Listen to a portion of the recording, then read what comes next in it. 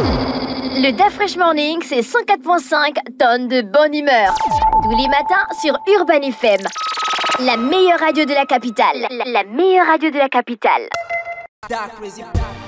Sur les 104.5 Urban FM, la station urbaine dans le Da Fresh Morning. Je vous disais il y a quelques minutes encore que nous allons recevoir M. Steve Mexin Akonefa. Il est président de SAVE. C'est ça, M. Akonefa, bonjour. Bonjour. Merci d'avoir accepté notre invitation. C'est toujours un plaisir de vous recevoir dans le studio des 104.5. C'est l'ONG SAVE, ou bien SAVE. SAVE. En anglais, hein? Bon, on dit en anglais, mais normalement c'est un acronyme. C'est Psycho Learn Avenue. Ah, d'accord. L'école, c'est simplement la vie. L'école, voilà. c'est simplement la vie. Donc, pour dire que le plaisir est partagé d'être sur votre plateau. C'est la deuxième édition du projet Je donne avec le cœur. Et dès la première édition, la radio Urban FM était le premier partenaire qui a cru en ce projet et qui l'a propulsé. Et donc, je suis heureux pour cette deuxième édition de compter à nouveau sur le soutien de la radio Urban FM. D'accord. Alors, c'est quoi exactement le projet? Le projet Je donne avec le cœur, c'est un projet qui va dans la lutte contre la précarité menstruelle en milieu scolaire. En effet, en 2021, nous avons lancé le projet pour lutter contre le problème de précarité menstruelle parce que malheureusement, à Libreville et au Gabon en général, à Libreville en particulier, il y a des jeunes filles, lorsqu'elles ont leur menstru, faute de pouvoir s'acheter des paquets de serviettes hygiéniques, préfèrent ne pas venir en classe. Et ce problème a interpellé l'enseignant que je suis et d'autres collègues, ainsi que certains parents d'élèves, et nous avons décidé de lancer le projet Je donne avec le cœur. En 2021, nous avons collecté 1000 paquets de serviettes hygiéniques. Ça nous a permis de créer une dizaine de banques de serviettes hygiéniques dans les écoles de Libreville. Cette année, nous espérons collecter au moins 10 000 pour essayer d'augmenter le nombre d'écoles à Libreville et, si possible, sortir de Libreville pour aller dans quelques localités de l'intérieur du pays. Et la question des serviettes hygiéniques, c'est quand même quelque chose de très intime. Comment une ONG a pu prendre en main ce dossier? C'est comme je vous ai dit, je suis enseignant et avec certains collègues, nous avons souvent été confrontés à ce problème à plusieurs niveaux. Avant de décider de se lancer dans cette initiative, comment avez-vous géré les situations quand vous les avez rencontrées? Les situations étaient gérées au cas par cas dans chaque école où les gens se débrouillaient avec les moyens du bord. Mais nous nous sommes rendus compte qu'en réalité, les écoles au Gabon ne sont pas équipées à gérer ce genre de problème. Parce que parfois des élèves qui étaient tachés en classe parce que c'est leur première menstru, ou bien des élèves qu'on ne voyait pas à l'école et qui, lorsqu'ils expliquent à l'enseignant, elles ont du mal à l'expliquer à l'enseignant pourquoi elles ont raté un devoir. Et c'est des copines qui disent que bon, en fait, elle n'est pas venue parce qu'elle avait ses règles. Et la réaction de nous, enseignants, a souvent été, bon, en fait, c'est pas une maladie. D'autres viennent et donc on ne comprend pas forcément parce qu'il y a des paramètres qu'on ne comprenait pas.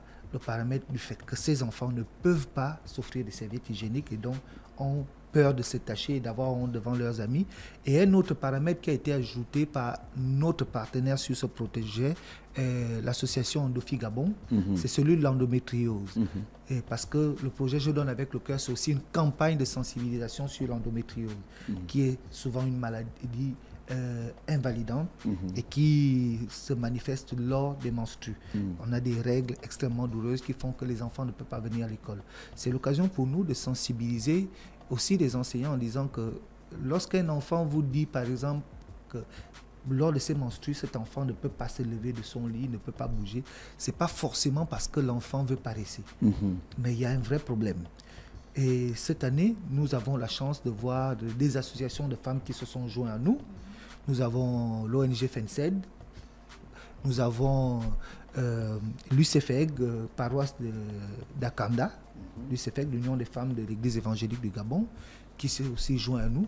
C'est que ce problème-là, les femmes ont compris que c'est pas que ça pose un problème que moi, homme, je porte ce problème, mais qu'il fallait quand même que les femmes s'impliquent un peu plus pour porter le problème avec nous. Est-ce que vous avez discuté avec les parents d'élèves, sachant que dans chaque établissement, on a des APE qui cotisent? Le problème des APE, c'est compliqué aujourd'hui. Vous savez, dès la rentrée 2023-2024, les nouvelles autorités ont décidé qu'il ne fallait plus payer quoi que ce soit. C'est gratuit. Et beaucoup de parents ont compris dans cette gratuité que la PE ne devait pas être payée. Et vous savez, la PE, au-delà des problèmes de serviettes hygiéniques, dans beaucoup d'établissements, la PE payait par exemple des enseignants vacataires. Vous avez des établissements aujourd'hui où les enfants n'ont pas de prof dans certaines disciplines parce que... En mathématiques, par exemple. Ma fille, à Malbignat, dès sa première année, c'est parce que je connais, j'ai dû aller pousser là-bas et puis la DAP nous a donné un enseignant de maths supplémentaire, mais Malbignat s'est retrouvé avec un seul enseignant pour à peu près 26 classes. Vous voyez, c'est compliqué. Donc, l'APE aujourd'hui, si déjà le problème des profs, l'APE, les parents refusent de payer l'APE pour le régler, ce n'est pas pour le problème de serviettes hygiéniques qu'ils viendront payer. Donc, malheureusement, aujourd'hui, on ne peut pas compter sur l'APE parce qu'au Gabon, dès qu'on dit c'est gratuit, ils ne comprennent pas que quand les autorités disent c'est gratuit, c'est l'inscription. Mais pour eux, même l'APE, on ne paye pas. Essayez dans un établissement de faire payer la paye à un parent. La première chose qu'il fera, c'est filmer et mettre sur Facebook et dire qu'on l'a arnaqué. C'est ça les réalités aussi. Il y a des infirmeries dans les établissements. Est-ce que vous avez discuté avec certaines infirmières pour quantifier un peu le besoin? Et les assistantes sociales? Vous savez, dans nos établissements, les infirmeries ne sont pas équipées. Il faut dire les choses telles qu'elles sont. Les infirmeries ne sont pas équipées. Mais il y a quand même l'infirmière qui est là, qui peut parler avec la jeune fille, qui peut donner des conseils, des directives. Parler avec la jeune fille ne donne pas un paquet de serviettes hygiéniques à la jeune fille. C'est pour ça qu'on fait appel à la générosité des Gabonais. L'idéal, si on veut essayer de couvrir une année pour tout Libreville, il nous faut à peu près 1 million de paquets de serviettes hygiéniques. Mais aujourd'hui, je suis en train de vous dire que nous espérons atteindre 10 000 paquets. Mais si on peut atteindre 1 million de paquets de serviettes hygiéniques, on pourra couvrir le besoin dans Libreville et ses environs, et puis on pourra aussi couvrir dans certaines localités de l'intérieur du pays. Mais il faut que le message passe, il faut que les gens comprennent que c'est une réalité. C'est une réalité, la précarité menstruelle. Pas seulement au Gabon. Hein. Le terme précarité menstruelle n'a pas été choisi par nous. C'est l'OMS qui a donné ce terme-là, précarité menstruelle. Au Gabon, il ne touche pas que les élèves, il touche même les adultes. Et il a beaucoup de facteurs sur lesquels on ne peut pas revenir parce que nous concentrons sur la jeune fille scolarisée. Notre projet, c'est en milieu scolaire. C'est pour ça que nous restons sur une collecte moins ambitieuse, parce que je trouve qu'elle n'est pas ambitieuse, notre collecte. Comment se matérialise la collecte? La collecte se matérialise comme la première édition, parce que malheureusement, nous avons sollicité un certain nombre de partenaires qui pouvaient accueillir des urnes de collecte, mais bon, on n'a pas eu de retour. On donne toujours nos numéros de téléphone, le 066 07 44 42, le 077 10 61. Mais pourquoi vous ne mettez pas des corbeilles de colonnes dans des grandes enseignes, mettre des volontaires? C'est ce que j'ai dit. Nous avons sollicité, nous avons envoyé des courriers pour solliciter de ces grandes enseignes-là l'autorisation de mettre des urnes de collecte. Nous n'avons pas toujours eu de retour. J'espère qu'après cette émission, on nous répondra. On nous dira d'aller poser des urnes parce que je pense que c'est beaucoup plus pratique pour quelqu'un qui va faire ses courses au sortir de prendre 1 ou 2 paquets de serviettes et mettre dedans et puis nous on collecte. Mais jusque-là, la collecte, nous l'avons débuté le 20 septembre. Oui. Ça va quand même bien parce qu'il y a des gens qui nous appellent pour offrir des cartons. Pour le moment, on n'a pas encore eu des gens qui offrent des paquets. On a eu des gens qui offrent des cartons de serviettes hygiéniques parce qu'on a indiqué un partenaire. Je ne sais pas si je peux l'indiquer ici. Parce oui, tout à fait. Satoga, qui est à Ouloumi. Lorsque vous êtes à l'inspection de police, la route qui rentre pour sortir au marché, au B2. D'accord. Juste à l'entrée là, il y a Satoga là, il y a leur entrepôt. Vous pouvez aller là-bas. Les cartons ne coûtent pas cher. Ça va entre 15 000 et 25 000. mais vous avez quand même à peu près une vingtaine de paquets dedans. Une fois la collecte faite, ce n'est pas la première expérience, comment se fait la distribution? Sur quelle base? Une fois la collecte faite, comme à la première édition, nous sommes en train d'adresser des correspondances aux établissements pour voir leurs besoins. Et c'est sur cette base-là, parce que malheureusement, dès la première édition, nous avons vu des établissements qui étaient réticents à ce qu'on aille faire le projet là-bas. Parce que comme je vous ai dit, c'est aussi une campagne de sensibilisation à l'endométriose. Sur l'endométriose. Nous, lorsque nous arrivons dans un établissement, les membres d'Endofi Gabon passent dans les salles de classe pour sensibiliser les enfants sur les signes avant-coureurs de l'endométriose, pour amener les enfants qui ont ces signes-là d'aller se faire diagnostiquer. Et lorsqu'on a fini cette campagne, on se retrouve avec l'administration, soit à l'infirmerie, soit chez les conseillers d'orientation, où on dépose le stock de serviettes qu'on a emmené, mais en ayant pris le soin de dire aux enfants que pour ceux qui sont dans le besoin, vous devez vous adresser à tel service pour avoir un paquet de serviettes hygiéniques gratuitement.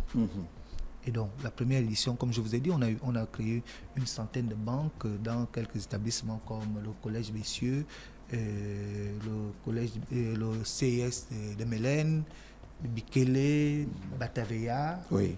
Et donc, cette année, on espère créer, parce que malheureusement, les serviettes, l'année dernière, on a expérimenté un nouveau type de serviette, mais il n'est pas produit localement. Les serviettes hygiéniques lavables.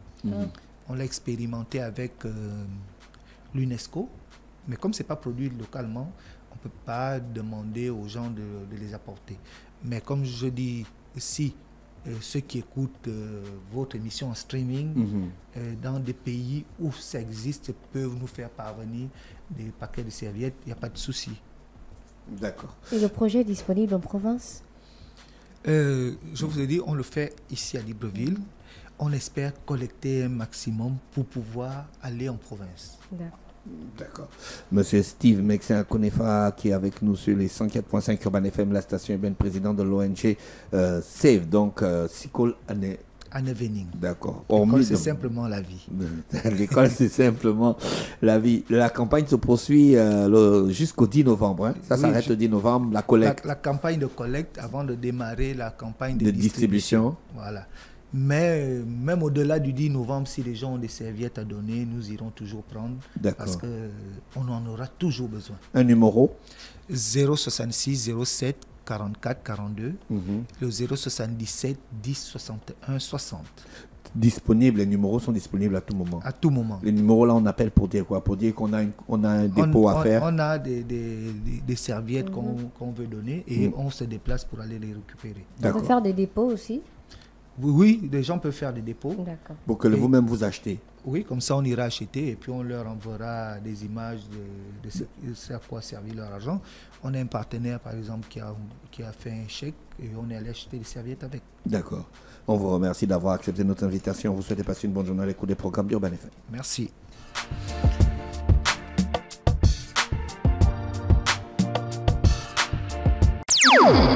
Le DAF Fresh Morning, c'est 104.5 tonnes de bonne humeur. Tous les matins sur Urban FM. La meilleure radio de la capitale. La meilleure radio de la capitale.